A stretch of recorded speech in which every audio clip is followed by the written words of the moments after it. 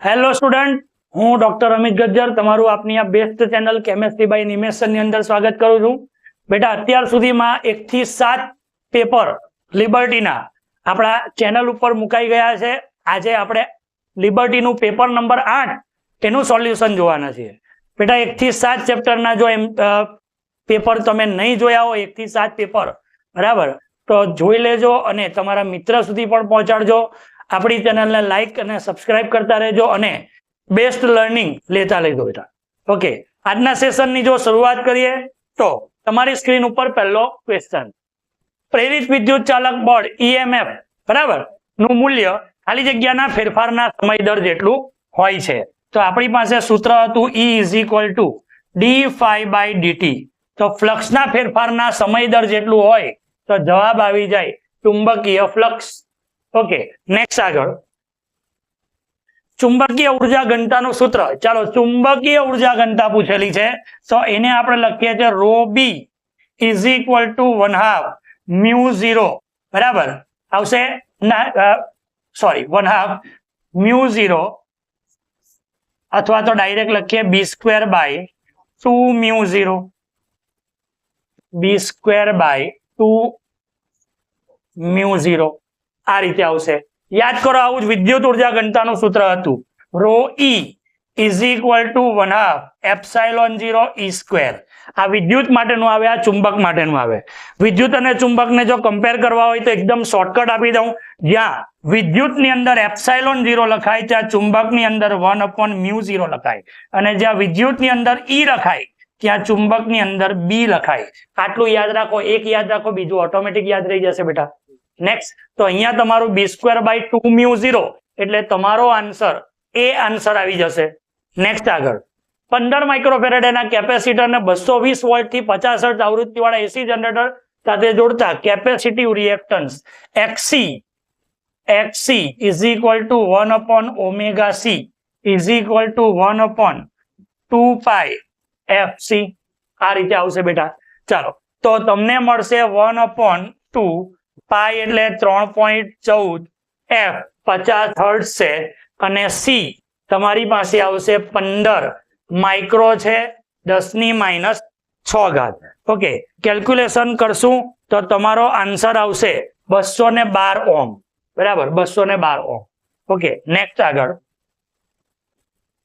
1 metre લાંબા ધાતુના સળિયાને લંબ અને તેના કોઈ આડછેદમાંથી પસાર થતી અક્ષને અનુલક્ષીને 400 રેડિયનના કોણીય આવૃત્તિ સાથે ભ્રમણ કરવામાં આવે છે. તો આ સળિયાનો બીજો છેડો વર્તુળાકાર ધાતુની રિંગ સાથે સંપર્કમાં છે. અક્ષને સમાંતર 0.5 ટેસ્લાનું અને એક સમાન ચુંબકીય ક્ષેત્ર અસ્તિત્વ ધરાવે છે. તો આ કેન્દ્ર અને આ રિંગ વચ્ચે EMF. ચાલો, અહીંયા વર્તુળાકાર ગતિ કરવાની વાત આવી છે તો ગતિકીય EMF E = 1/2 bωL². આ સૂત્ર આવશે. ચાલો, B છે તમારી પાસે 0.5, ઓમેગા કેટલા કોણીય વેગથી? 400 ના કોણીય વેગથી ગતિ કરે છે, બરાબર. L 1 મીટર છે તો 1/2 / 2, બરાબર. તો 0.5 એટલે 1/2 થયો. 400/4 તમારો જવાબ આવશે 100. જવાબ આવ્યો 100. EMF 100 વોલ્ટ આવશે. ઓકે, નેક્સ્ટ આગળ, ચોક્કસ અંતરે મૂકેલા 2 પ્રોટોન વચ્ચે લાગતા વિદ્યુત બળ અને ગુરુત્વીય બળનો ગુણોત્તર. ચાલો, બંને પ્રોટોન જ છે તો ઇલેક્ટ્રિક અને ગ્રેવિટેશનલ આ બંનેનો ગુણોત્તર કરીએ તો Fe નું સૂત્ર છે કે Q1 Q2 ની જગ્યાએ E² અને R² તો બંનેના ઉડી જશે, અને અહીંયા આવશે Gmp પ્રોટોન નો વર્ગ. આ રીતે આવશે બેટા. ચાલો, અહીંયા વેલ્યુ મૂકીશ તો 9 10⁹. ઓકે, E આવશે 1.6 10⁻⁻19 કુલમનો વર્ગ. આ આવશે 6.67 10⁻11, અને MP આવશે 1.67 10⁻27 નો વર્ગ. ઓકે, ચાલો કેલ્ક્યુલેશન કરો તો આપણને જવાબ મળશે 1.3 ગુણ્યા 10⁻36. 1.3 10⁻36 તમારો આન્સર C આન્સર આવી જશે બેટા. ઓકે, નેક્સ્ટ આગળ જોઈએ, પાવર ટ્રાન્સમિશન લાઇનમાં 200 આંટા ધરાવતા પ્રાઇમરી એટલે આ મળ્યો NP, સ્ટેપ ડાઉન ટ્રાન્સફોર્મરના આટલાના વોલ્ટ ઇનપુટ પાવર, બરાબર, એટલે આ છે EP input supply. Output voltage આ છે ઈએસ અને તમારે સંખ્યા શોધવાનો છે એનએસ, બરાબર, આ ઈએસ છે. તો આપણી પાસે સૂત્ર છે ES by EP is equal to NS by NP. આ રીતનું સૂત્ર છે બેટા. ચાલો તો આના પરથી હું એનએસ ને કરતા બનાવું તો મને મળશે ઈએસ ઇન્ટુ એનપી ના છેદમાં ઈપી.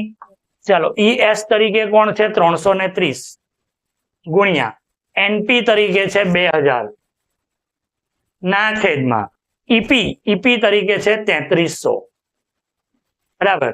ચાલો 1 0 અહીંયાથી ગયો અને 330 જતા રહ્યા એટલે 200 આન્સર આવશે. તમારો જવાબ એ આન્સર આવી જશે 200. ઓકે, નેક્સ્ટ આગળ જોઈએ તો પીએન જંકશન પાસે નાના વિસ્તારમાં એન વિભાગમાં અને પી વિભાગમાં ખાલી જગ્યા હોતા નથી. તમને નથી ની વાત કરી બેટા. તો એન વિભાગમાં ઇલેક્ટ્રોન હોય તો હોલ ની હોય અને પી વિભાગમાં હોલ હોય તો ઇલેક્ટ્રોન ની હોય. એટલે એન વિભાગમાં હોલ અને પી વિભાગમાં ઇલેક્ટ્રોન હોતા નથી.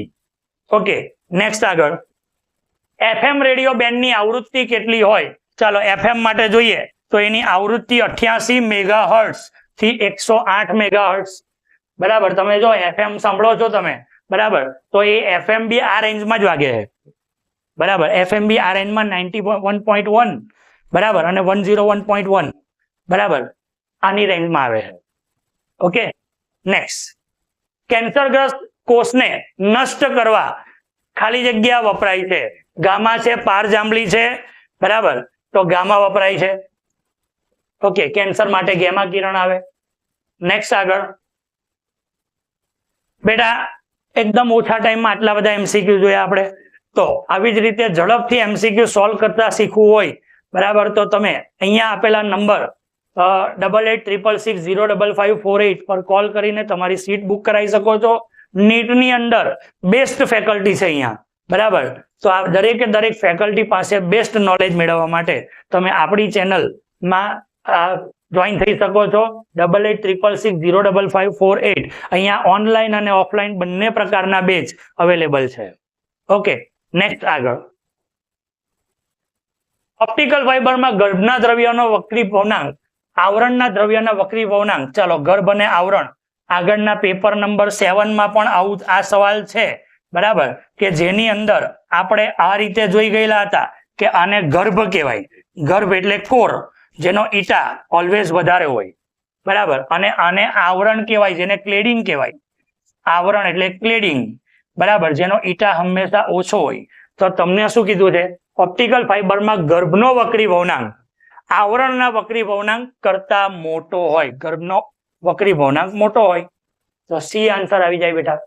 ઓકે, નેક્સ્ટ આગળ એક જાદુગર તેના પ્રોગ્રામમાં એક પ્રવાહીમાં રાખેલા કાચના લેન્સને કે જેનો વક્રી ભવનાંક 1.47 એને અદ્રશ્ય કરે છે.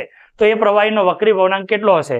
બે વક્રી ભવનાંક સેમ હોય તો બંને વસ્તુ કોમન દેખાય, એટલે જવાબ આવશે 1.47. નેક્સ્ટ 2 પ્રોટોન અને 3 ન્યુટ્રોન ધરાવતું ન્યુક્લિયસ નીચેનામાંથી કયું છે? ચાલો 2 પ્રોટોન માટેની વાત કરીએ તો તમારી પાસે આ અને આ આવે, બરાબર. ચાલો ન્યુટ્રોન 3 છે એટલે આ પરમાણુ Z છે, પરમાણુ ક્રમાંક, આ પરમાણુ દળાંક છે. તો n ન્યુટ્રોન સંખ્યા એટલે Z માઇનસ A. Z ની વેલ્યુ તમારી 2 અને A માઇનસ Z, બરાબર. તો આ તમારા 5 છે, આ 2 છે, તો તમને 3 મળે.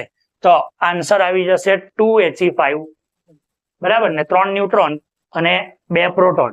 નેક્સ્ટ આગળ યંગના 2 સ્લિટના પ્રયોગમાં ઉદ્ગમ સ્લિટની પહોળાઈ વધારવામાં આવે તો શું થાય? ચાલો સ્લિટની પહોળાઈ વધારવાની છે તો શું થશે? તો પહેલું છે વ્યતિકરણ બાદ વધુ ને વધુ સ્પષ્ટ થાય. શલાકાઓ વચ્ચેના કોણીય અંતર વધે. વ્યતિકરણના સ્થાને વિવર્તન જણાય અને વ્યતિકરણ બાદ ઓછી સ્પષ્ટ દેખાય. યસ ભાઈ, તમને એવું કીધું સ્લિટની પહોળાઈ તમે શું કરો? વધારો.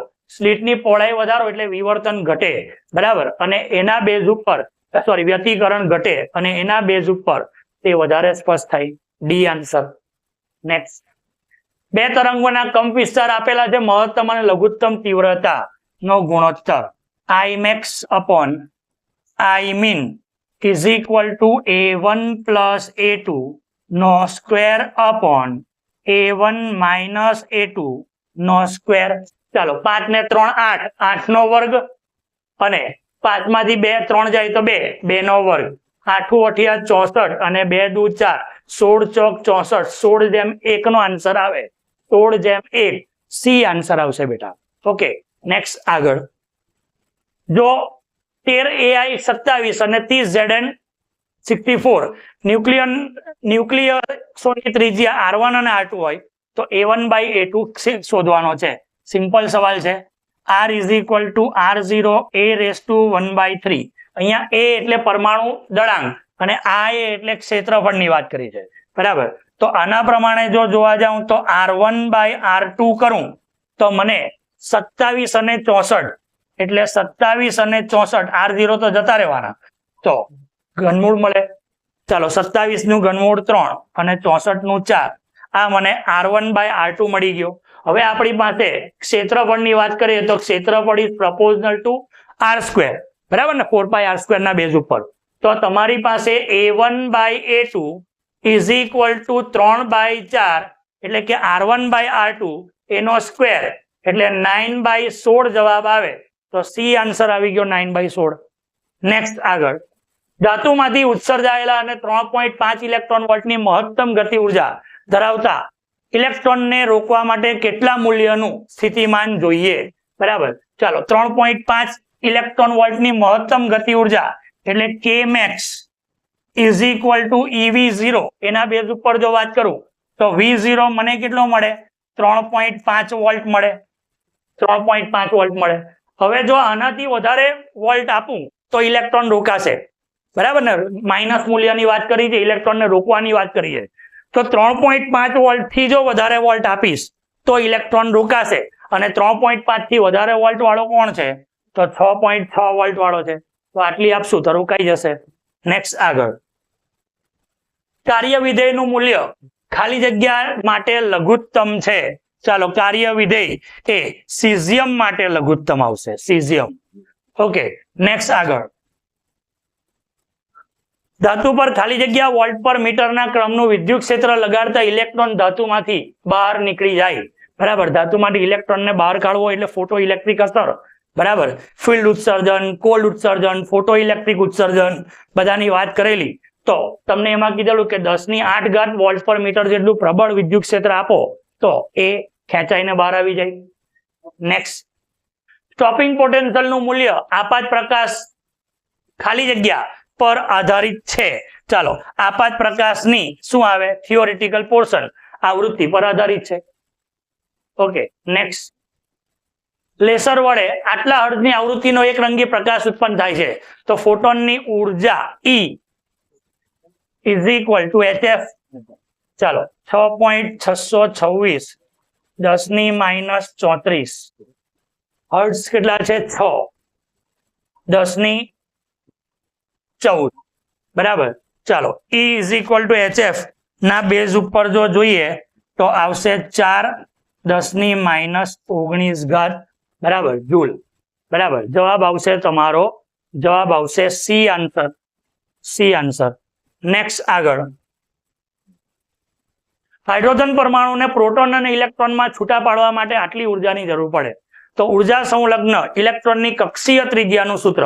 ચાલો કક્ષીય ત્રિજ્યાનું સૂત્ર જો જોઈએ બેટા તો R is equal two n²h² upon શું આવશે તો n²h² ε0 πz m e⁴ આ એનું સૂત્ર આવશે, બરાબર. પણ તમને અહીંયા હાઇડ્રોજનની વાત કરી છે એટલે n ની વેલ્યુ 1, h 6.626 બરાબર નો વર્ગ, ε0 8.85 10⁻12 ના છેદમાં પાઈ એટલે 3.14 z પરમા હાઇડ્રોજન માટે 1 માસ 9.1 10⁻31 અને E 1.6 × 10⁻19.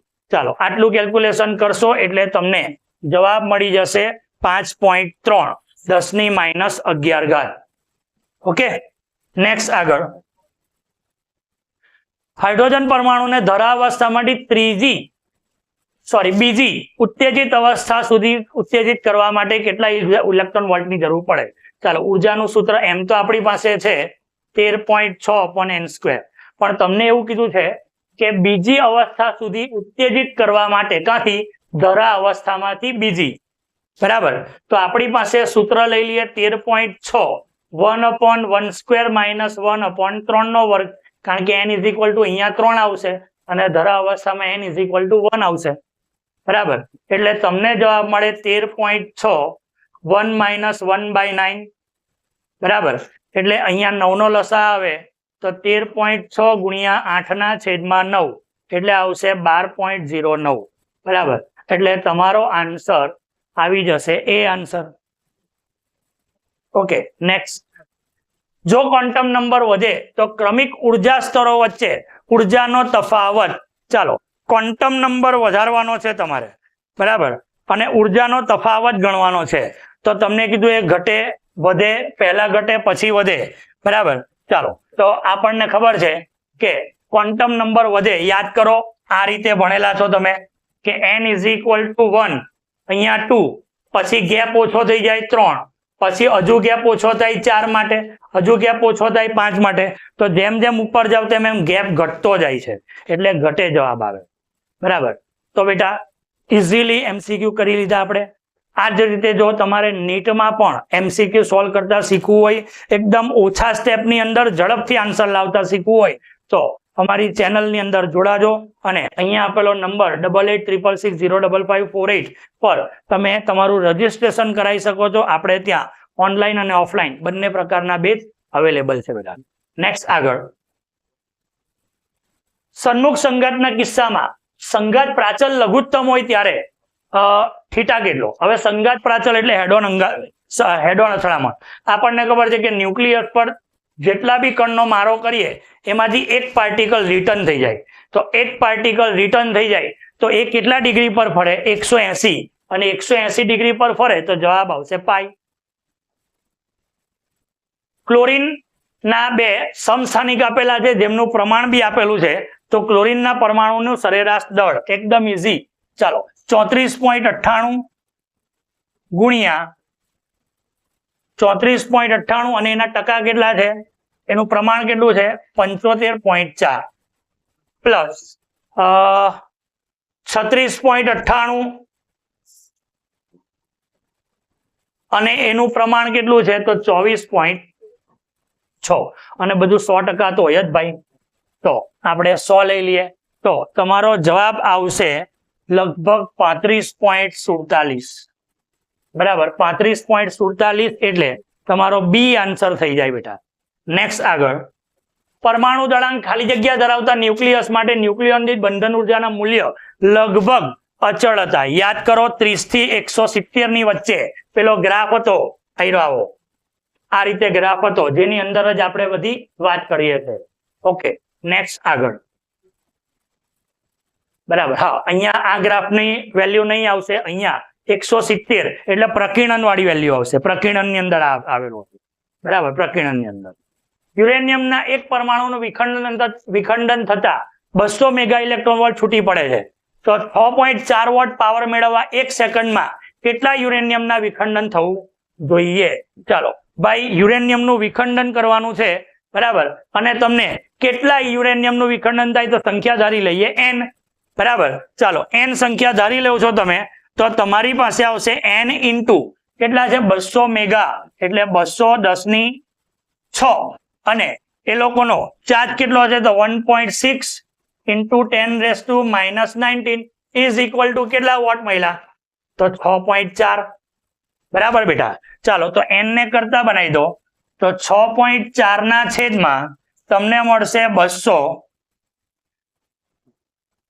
200 ગુણ્યા 1.6 ગુણ્યા 10⁻19 માંથી 6 જાય તો -13 આટલો આવશે. તો n ની વેલ્યુ આવશે 2×10⁻11, બરાબર. 2×10⁻11 આવશે. નેક્સ્ટ આગળ, n પ્રકારના સિલિકોન માટે કયું વિધાન સાચું છે? ચાલો, n પ્રકારની વાત કરી. n પ્રકાર હોય એટલે પહેલી વાત કયા કયા પોઈન્ટ ધ્યાનમાં રાખવાના? n હોય તો પેન્ટાવેલેન્ટ, બરાબર. બીજું મેજોરિટી ચાર્જ કેરિયર ઇલેક્ટ્રોન હોય, માઇનોરિટી ચાર્જ કેરિયર હોલ હોય. બરાબર. તો જોઈએ હવે શું આવશે. ઇલેક્ટ્રોન મેજોરિટી ચાર્જ કેરિયર અને ટ્રાઇવેલેન્ટ ના, હોલ્સ માઇનોરિટી ચાર્જ કેરિયર અને પેન્ટાવેલેન્ટ. બરાબર. ત્યાર પછી આ સાચો જવાબ છે, હજુ જોઈ લઈએ. ઇલેક્ટ્રોન માઇનોરિટી ખોટી વાત, હોલ મેજોરિટી ખોટું, એટલે આન્સર આવશે બી આન્સર. ઓકે, નેક્સ્ટ આગળ. પીએન જંકશન ને ફોરવર્ડ બાયસ આપવામાં આવે છે કારણ કે પોટેન્શિયલ બેરિયર ની ઊંચાઈ ઘટે. ફોરવર્ડ બાયસ ની અંદર પોટેન્શિયલ બેરિયર પાતળું હોય, બરાબર, ડેપ્લેશન લેયર પાતળું હોય, એટલે એની ઊંચાઈ શું થવાની? ઘટવાની છે. બરાબર. નેક્સ્ટ આગળ. અર્ધ તરંગ રેક્ટિફિકેશન માં ઇનપુટ આવૃત્તિ 50 હર્ટ્ઝ હોય તો આઉટપુટ કેટલી? જો ભાઈ અર્ધ તરંગ હોય, બરાબર, તો F O is equal to FI થશે. પણ પૂર્ણ તરંગ હોય તો એફ ઓ એ 2 ગણી થશે, એફઆઈ ના 2 ગણી થશે. માટે અહીંયા અર્ધ તરંગ છે તો આઉટપુટ આવૃત્તિ 50 હર્ટ્ઝ થશે. ઓકે, નેક્સ્ટ આગળ. સિલિકોન જર્મેનિયમમાં ખાલી જગ્યા અશુદ્ધિ તરીકે ઉમેરતા પી પ્રકારના અર્ધવાહક બને. ચાલો, પી પ્રકાર એટલે ટ્રાઇવેલેન્ટ બનાવવાનું છે, અને ટ્રાઇવેલેન્ટમાં તમારી પાસે આવશે બોરોન 3 ઇલેક્ટ્રોન ફ્રી, હે ને બેટા? નેક્સ્ટ આગળ. આટલા ઇલેક્ટ્રોનને સમતુલ્ય વિદ્યુત ભાર કેટલો? ચાલો, ઇલેક્ટ્રોનની સંખ્યા આપી છે, આપણે શોધીએ. Q is equal two N. બરાબર. n તમારી પાસે છે 6×1018 અને E છે 1.6 અથવા તો 16/10 બરાબર છે બેટા? ચાલો, તમારી પાસે સમતુલ્ય વિદ્યુત ભાર પૂછેલો છે તો આપણે 96 થઈ ગયો 10 ની, આ તમારો 18 એટલે આ તમારું 1 18 10 ની 18 -18 10 ની 0 એટલે અહીંયા 1 જ થઈ ગયો. તો 96. બરાબર. 96 એટલે જવાબ આવી જાય કેટલો? તો 96 એટલે તમારો જવાબ -1 આવી જશે, કારણ કે ઇલેક્ટ્રોન છે એટલે માઇનસ. એપ્રોક્સિમેટ શું આવશે? 18 ને 8. Okay, 1 coulomb -1 coulomb, approximate 1 coulomb થયો. એપ્રોક્સિમેટ 1 કુલમ પણ માઇનસ.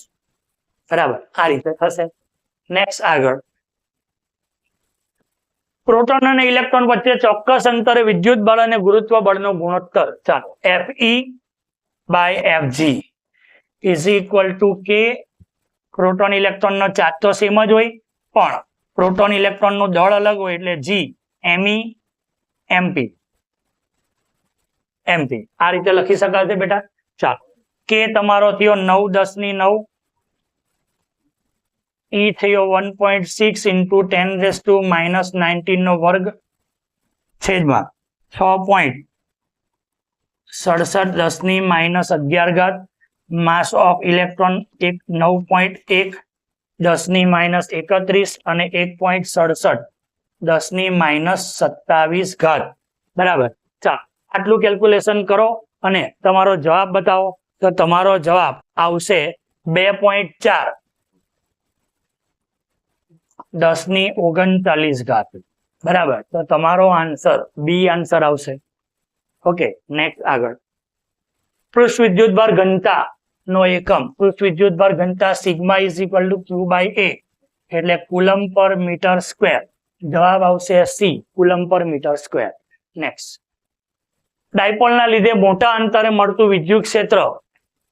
ચાલો, ડાયપોલને લીધે વિદ્યુત ક્ષેત્રનું સૂત્ર E is equal two 2kp/r cube. તો પછી આવશે E is પ્રપોઝનલ two 1/r cube. 1/r cube એટલે આન્સર આવી જશે બી આન્સર આવશે બેટા. નેક્સ્ટ. હવા માટે ડાઇલેક્ટ્રિક સ્ટ્રેન્થ નું મૂલ્ય. ચાલો, ડાઇલેક્ટ્રિક સ્ટ્રેન્થ ડાયરેક્ટ તમને આન્સર ખબર હોવી જોઈએ. Dielectric strength 3×10⁶. નેક્સ્ટ. 3 કેપેસિટર આપેલા છે, સમાંતરમાં જોડેલા છે. ચાલો, સમાંતરમાં એટલે C1 + C2 + C3 is equal two C. તો C ઇઝ ઇક્વલ ટુ 2 + 3 + 4. 4 ને 3 7 ને 2 9. જવાબ 9 પિકોફેરેડે આવશે. 9 પિકોફેરેડે. નેક્સ્ટ. કોઈ પણ બિંદુ પાસે સમસ્થિતિમાન પૃષ્ઠ એ તે બિંદુ પાસે વિદ્યુત ક્ષેત્રને લંબ હોય છે. થિયરી છે. નેક્સ્ટ, ઓહમના નિયમ મુજબ વાહકમાંથી વહેતો પ્રવાહ વધે તો અવરોધ શું રહે? ભાઈ મેં આગળ પણ વાત કરી કે અવરોધ V અને I સમપ્રમાણમાં છે, અવરોધ તો અચળ રહે, માટે અવરોધ અચળ રહેશે, અવરોધનું વેલ્યુ બદલાશે નહીં. કિર્ચોફના જંકશનનો નિયમ શું કરે? તો કિર્ચોફના જંકશનનો નિયમ વિદ્યુત ભારનું સંરક્ષણ કરે, વિદ્યુત ભારનું શું કરે? સંરક્ષણ કરશે. ઓકે, નેક્સ્ટ આગળ જોઈએ. ઓકે, બે અવરોધોને શ્રેણીમાં જોડતા સમતુલ્ય અવરોધ 5 મળે, સમાંતરમાં જોડતા 1.2 મળે, તો તે બે અવરોધ કયા? ચાલો પહેલા કીધું છે શ્રેણીમાં જોડો એટલે R1 plus R2 is equal two 5 મળે. પછી કીધું સમાંતરમાં જોડો તો R1 R2 ના છેદમાં R1 plus R2 is equal two 1.2 મળે છે. બરાબર. ચાલો તો હું એક કામ કરું, આ વેલ્યુ જે છે તેને નીચે મૂકી દઉં તો R1 R2 is equal two 6 મળી જશે, કારણ કે આ 5 એ સામે જાય એટલે 6 થઈ જાય. બરાબર. તો મને R2 અથવા તો R1 ઇઝ ઇક્વલ ટુ 6 ના છેદમાં R2 મળે, 6 ના છેદમાં R2. ચાલો હવે શું કરીએ આપણે બેટા? તો હવે આપણે એક કામ કરીએ, આ R1 ની વેલ્યુ ઉપર મૂકી દઈએ તો 6 ના છેદમાં R2 plus R2 is equal two 5. Okay, લસા લઈ લઈએ તો 6 plus R2 square is equal two 5R. તો R2 square minus 5R plus 6 is equal two 0. 3 અને 2 ભાગ પડે તો R2 ઇઝ ઇક્વલ ટુ 3 અને R2 ઇઝ ઇક્વલ ટુ 2. તો તે વખતે અહીંયા R1 કેટલા આવશે? 2 અને R1 અહીંયા 3 આવશે, તો 2 અને 3 આન્સર આવે. તમારો આન્સર સી આન્સર આવી ગયો, 2 અને 3. નેક્સ્ટ, 200 ગ્રામ દળનો અને આટલી લંબાઈનો એક સીધો તાર આટલા એમ્પિયરનો પ્રવાહ ધરાવે. સમસ્થિતિજ ચુંબકીય ક્ષેત્રમાં હવામાં લટકતો રાખવા માટે જરૂરી ચુંબકીય ક્ષેત્રનું સૂત્ર. ચાલો, હવામાં લટકતો રાખવાનો છે એટલે એના પર વજન બળ લાગે અને ચુંબકીય ક્ષેત્રમાં રાખવાનો છે એટલે BIL લખીએ. બરાબર. તમને ચુંબકીય ક્ષેત્ર B ઇઝ ઇક્વલ ટુ શું આવે? mg ના છેદમાં IL. ચાલો, m કેટલો છે? 200 ગ્રામ છે એટલે 10⁻³ g લઈ લઈએ 10 ના છેદમાં I તમારો 2 એમ્પિયર અને L તમારો 1.5 એટલે 15 ગુણ્યા 10 લઈ લઈએ. બરાબર. ચાલો તો આ તમારો આવી ગયો 100. બરાબર. તો 100 10⁻4 અને આ 10⁻³ એટલે 10⁻1 ના છેદમાં 15. બરાબર. ચાલો એટલે 10⁻1 ના છેદમાં 15 એટલે 10 ના છેદમાં 15 કરીએ તો 10/15 તમારો આન્સર શું આવશે? તો તમારો આન્સર આવશે 0.65. 0.65 એટલે તમારો બી આન્સર થઈ જાય બેટા. નેક્સ્ટ, આટલાના વિદ્યુત ક્ષેત્રમાં ગતિ કરતા પ્રોટોનનો પ્રવેગ. ચાલો, વિદ્યુત ક્ષેત્ર F is equal two QE. બરાબર. અને F is equal two MA. Clear બેટા? ચાલો તો આપણે એ શોધવાનો છે QE બાય M. Q તમારો 1.6 ઇન્ટુ 10⁻⁻19 E 2 10⁴ અને M આવશે પ્રોટોન. પ્રોટોનની વાત કરી છે 1.67 10⁻⁻27. બરાબર. ઓકે, બરાબર છે. ચાલો તો તમને આન્સર શું મળશે? તો જવાબ મળશે 1.9 10⁻12. 1.9 10⁻12 એટલે તમારો આન્સર આવી ગયો એ આન્સર. નેક્સ્ટ, ગેલ્વેનોમીટરની પ્રવાહ સંવેદિતા. ચાલો, પ્રવાહ સંવેદિતાનું સૂત્ર શું? તો phi/I is equal two NAB/K. બરાબર. હવે તમને શું કીધું? ખાલી જગ્યાના વ્યસ્ત પ્રમાણમાં હોય. આને કહેવાય પ્રવાહ સંવેદિતા. તો વળ અચળાંકના વ્યસ્ત પ્રમાણમાં હોય તો વળ અચળાંક A. આન્સર આવશે એ આન્સર. નેક્સ્ટ, સાયક્લોટ્રોનની આવૃત્તિ ખાલી જગ્યાથી સ્વતંત્ર છે. ચાલો તો વિદ્યુત ભાર તો સાયક્લોટ્રોનના સૂત્રમાં આવે છે ગતિપથની ત્રિજ્યાથી સ્વતંત્ર છે. બરાબર. આન્સર આવશે 45 માંની અંદર સી આન્સર. નેક્સ્ટ, આગળ, એક વર્તુળાકાર તારની કોઇલમાં 100 આંટા છે. દરેક આંટાની ત્રિજ્યા 2 સેન્ટીમીટર. 0.20 એમ્પિયર પ્રવાહ પસાર થાય તો કોઇલના કેન્દ્રમાં ચુંબકીય ક્ષેત્ર b is equal to μ0 ni ના છેદમાં 2r 4 pi into 10 4 pi into 10 raise to -7 બરાબર n છે તમારા 100 i છે 20 0.2 ના છેદમાં 2 અને r તમારી ત્રિજ્યા છે 2 10 ની -2 ઓકે તો આ તમારા 4 તો જતા રહ્યા બરાબર એટલે પાઈ આવશે અહીંયાથી 2 લઈ લઈએ એટલે તમને મળે 10 ની -7 +2 ઉપર જાય +2 અને આ નીચે 0.2 છે બરાબર એટલે છેદમાં 10 આવ્યો એટલે છેદમાં 10 એટલે -1 ઓકે તો 2 પાઈ ઇન્ટુ 10 રેઝ ટુ -8 + 2 એટલે -4 2 પાઈ ઇન્ટુ 10 રેઝ ટુ -4 તમારો આન્સર સી આન્સર આવી ગયો બેટા નેક્સ્ટ આગળ એક બિંદુ P 2 માઇક્રોકુલમ વિદ્યુતભારથી 20 મીટર અને 4 માઇક્રોકુલમ વિદ્યુતભારથી 40 મીટર છે તો P બિંદુ આગળ સ્થિતિમાન શોધો ચાલો એક કામ કરીએ V નું સૂત્ર એક જ વિદ્યુતભાર માટેનું છે KQ/R બરાબર પણ આપણી પાસે બે ચાર્જ છે તો V is equal two V1 + V2 ચાલો K કોમન કાઢી લઈએ બરાબર અને Q1 Q2 પ્રમાણે જોઈએ તો Q તમારો છે 2 માઇક્રોકુલમ બરાબર અને એની સામે R છે 20 પ્લસ આ છે 4 માઇક્રોકુલમ અને એની સામે અંતર છે 40 ઓકે એટલે તમારા આ 10 થયા આ પણ તમારા 10 થયા એટલે K 10 ની -7 પ્લસ 10 ની -7 આ રીતે આવશે K તમારો 9 10 ની 9 અને આ બંનેનો ટોટલ થયો 2 10 ની -7 બરાબર તો 9 દુ 18 ગુણ્યા 10 ની 2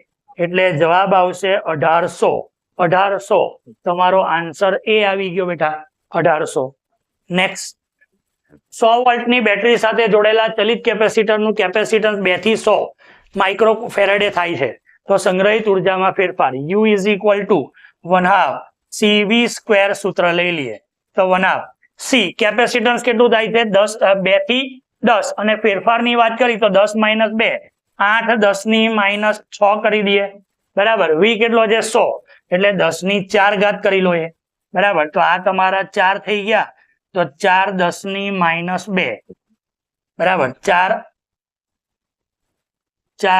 10 ની -2 4 10 ની -2 તમારો આન્સર ડી આન્સર આવી જશે બેટા ઓકે નેક્સ્ટ આગળ મિશનર અસર ખાલી જગ્યા પદાર્થમાં જોવા મળે પેરામેગ્નેટિક સુપરકન્ડક્ટર યસ સુપરકન્ડક્ટર ની અંદર જોવા મળે મિશનર અસર ઓકે નેક્સ્ટ ઘણી વાર આને મિશનર પણ કહે છે બધા અન્યોન્ય પ્રેરકત્વનું પારિમાણિક સૂત્ર ચાલો અન્યોન્ય પ્રેરકત્વ આપણે પહેલા EMF નું સૂત્ર લઈએ યાદ કરો M/dI/dt આવું એક સૂત્ર હતું EMF નું આના પરથી M ને કરતા બનાવો તો મને મળે E/dt/di બરાબર હવે E એટલે EMF બરાબર EMF એટલે શું તો એક પ્રકારની શું કહેવાય એકમ વિદ્યુતભાર પર કરેલું કાર્ય બરાબર એટલે મને મળે W/Q બરાબર ઇન્ટુ આવશે T અને અહીંયા આવશે I ઓકે ચાલો W એ તો રાખીએ Q ની જગ્યા IT લઈ લઉં ઇન્ટુ T/I ચાલો TT ગયા તો તમારું W ના છેદમાં I² આવું થાય W એટલે M1L2T-2 ના છેદમાં I એટલે એમ્પિયર 2 તો M1L2T-2 A-2 M1L2T-2 A-2 M1L2T-2 A-2 તમારો જવાબ સી આન્સર આવી ગયો બેટા જોયું તમે કેટલા ઝડપથી MCQ થાય છે બરાબર કન્સેપ્ટ ક્લિયર હશે તો ભલભલા કામ થઈ જશે બરાબર તો દરેકે દરેક સ્ટુડન્ટ્સે કન્સેપ્ટ ઉપર ફોકસ કરવાનું છે અને આ જ રીતે ઇઝીલી કન્સેપ્ટ જો સમજવા હોય તો અમારી સાથે જોડાયેલા રહેજો અને દરેકે દરેક વિડીયો જોતા રહેજો તમારે નીટની અંદર જો સ્કોર કરવો હોય તો તમે અમારી સાથે અમારી ચેનલમાં જોડાયેલા રહેજો આપણે ત્યાં નીટના ક્રેશ કોર્સ શરૂ થઈ ગયા છે બરાબર તો આ ક્રેશ કોર્સની અંદર પણ તમે જોડાઈ શકો છો બરાબર ઓનલાઈન ઓફલાઈન બંને પ્રકારના બેચ અવેલેબલ છે ઓકે, તો વિદ્યાર્થી મિત્રો આજના સેશન ની અંદર લિબર્ટી પેપર સેટ ધોરણ 12 સાયન્સ ફિઝિક્સ ની વિષયની અંદર પેપર નંબર 8 કમ્પ્લીટ કર્યું છે. આવી જ રીતે આપણી આ સંઘર્ષ 2.0 ફ્રી બેચ જે છે બોર્ડ તથા ગુજકેટ પરીક્ષા 2025 માટે અંદર કન્ટિન્યુ સેશન આપણી ચેનલ ઉપર આવતા રહેવાના છે. તો વિડિયોને લાઈક કરી ચેનલને સબસ્ક્રાઇબ કરી નોટિફિકેશન ઓન કરી દેજો, જેથી દરેક સેશનની નોટિફિકેશન તમારા સુધી સમયસર પહોંચે. મળીએ એક નવા વિડિયો સાથે એક નવા ટોપિકની સાથે. ત્યાં સુધી બાય બાય.